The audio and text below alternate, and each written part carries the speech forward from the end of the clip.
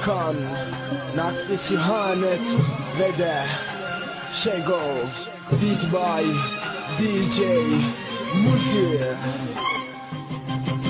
Her satırda bir savaşı, bu ömrümde bir telaş. Kayıp giden bu geçmişin yakasında ellerim. Hüzünlendim başta, yine ben de sen için. Mutlu olun aşkta dostlar, değer vereni sevin. Ben de gördüm yılmadım, hep de sevdim olmadı. Şarap gibi yıllanıp da bağlarımsa soldu bağ. Ayrılıp da gidince sol yanımsa çöktü bağ. Bedenimse tuz buz oldu aşk yolunda, ben bir ahmak. Gittiğin gün öldüm işte, darma duman her yanım. Sen benim yarımdın aşkım, nefret oldu duygularım. Ah bir de bir sende hal benim ben. Göremez tutamaz ki ellerimden. Sev beni yine sev, sevdiğin bir kedi gibi. Annem gibi kucakta, dizlerinde uyut beni. Özlemişim inan ki o deniz gözleri, ellerinin sıcaklığı daha tenimde sanki. Mahrumiyet faslı işte, yaptığımsa son oldu. Bırakıp gitmendi beni kalbimdeki o korku. Yeterince mutlu ol, iyi dileklerim seninle. Parçalanmış bileklerim anılarda hep benimle.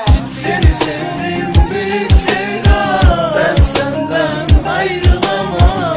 Yanımda olmasan da seni benden koparamam. Zor bu günlerin benimle, kınandım ellerinle. Dar bu anlarım seninle, durulmaz hiçbir yerde. Sen yoksun ya ben gider miyim son günümde? Sen olmadın hiçbir zaman, git demem de. Kaybettiğim onca şey var, umutsuz ben gibi. Sabrettiğim onca hata, kaybolur mu sen gibi? Evet ben gibi, kolay bu yer çıkar değil. Yalan bu sen benim gibi, hayat içinde kor değil. Eskidikçe yıllarım, gülen de olmaz ay satır. Susmadıkça ellerim yazar, bu hali gül kalır. Yok bir derman, olursa kalmasın bu dönsün devran. Zor bir kavram, bulursan elde olmaz hiçbir sayfam. Seni sevdim